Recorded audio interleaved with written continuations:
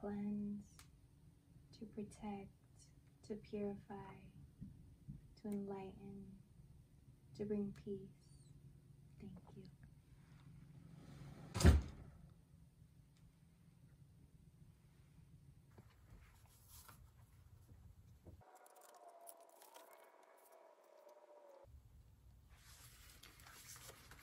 So this is my journal. It's so pretty.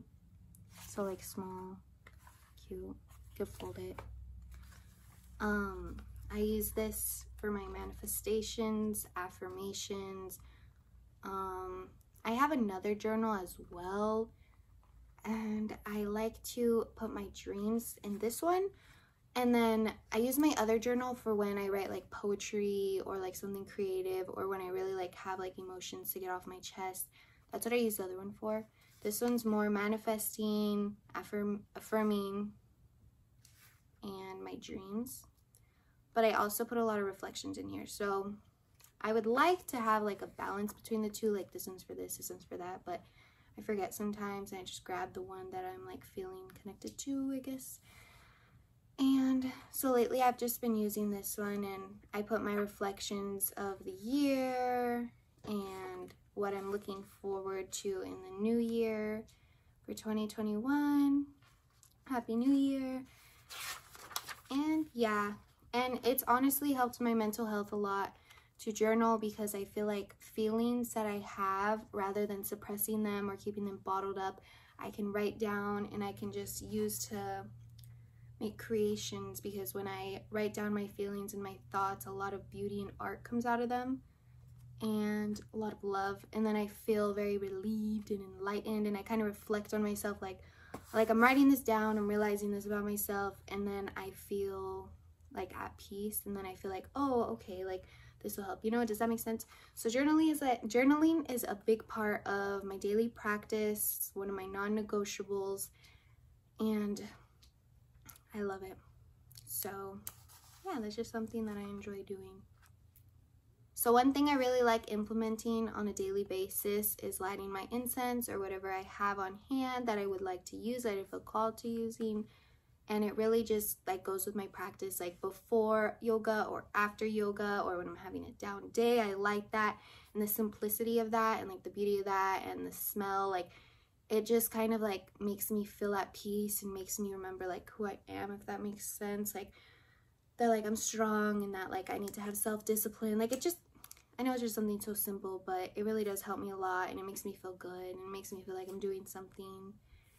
And yeah, and I like to do that before I have my rituals, sometimes before I have my tea. Yep, when I meditate, all that.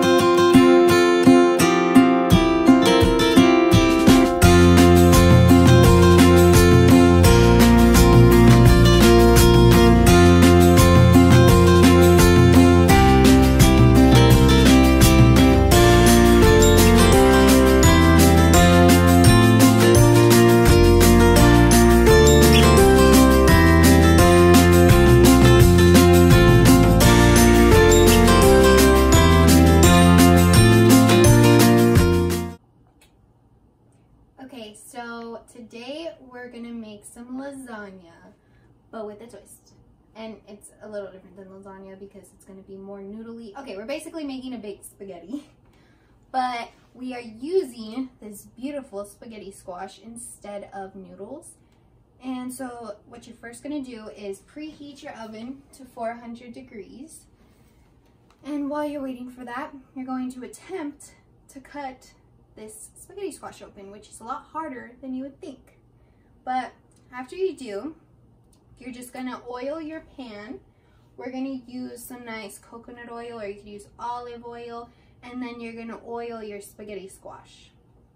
So then after your oven is preheated to 400 degrees and you oil your squash in your pan, you're gonna put them up like this, and you're going to put them in the oven for 35 minutes. After that, you're gonna check them because you're gonna wanna be able to scrape with a fork your squash. And if it still feels really hard, then put them back in there for another 10 minutes or however long I think it would take. And then after that, we go on to making the lasagna. Hello? Hello? Oh yeah. Hello? Hello? Vegan.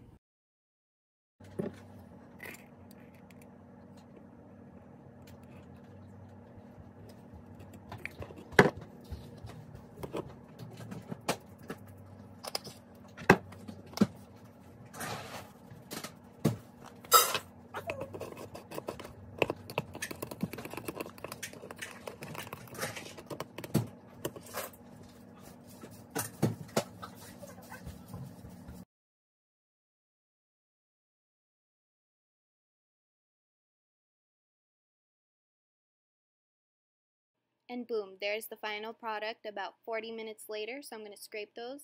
Now for the ricotta cheese: basil, pepper, paprika, and salt. Then you got your tofu, your cream cheese, and we use some chopped up spinach.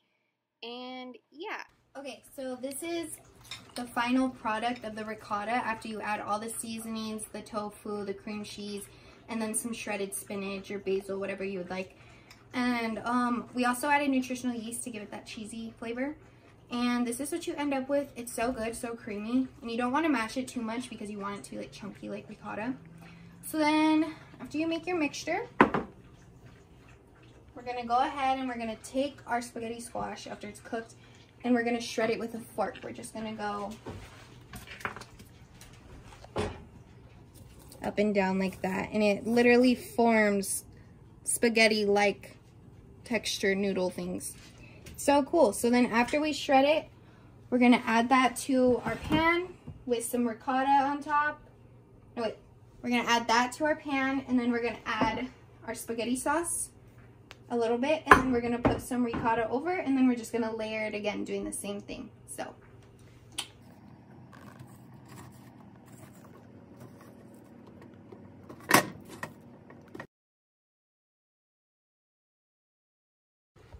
alright, so this is the final product after doing what I said with the layering, and then we actually decided to add some vegan mozzarella on top. So then after you do this, you're gonna put it back in the oven for another 30 minutes, checking about halfway through, see how it looks. And then you take it out and you enjoy.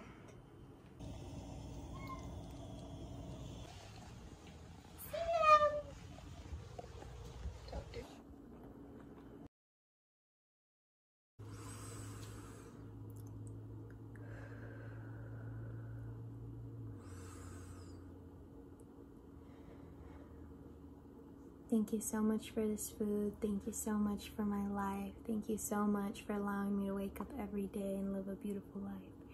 This food is going to nourish our soul and nourish our body. It's going to taste so yummy.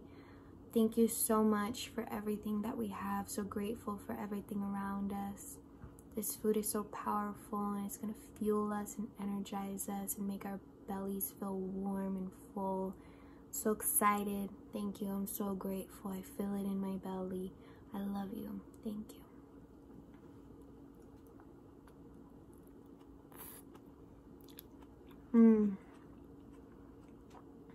So good. It's so comforting.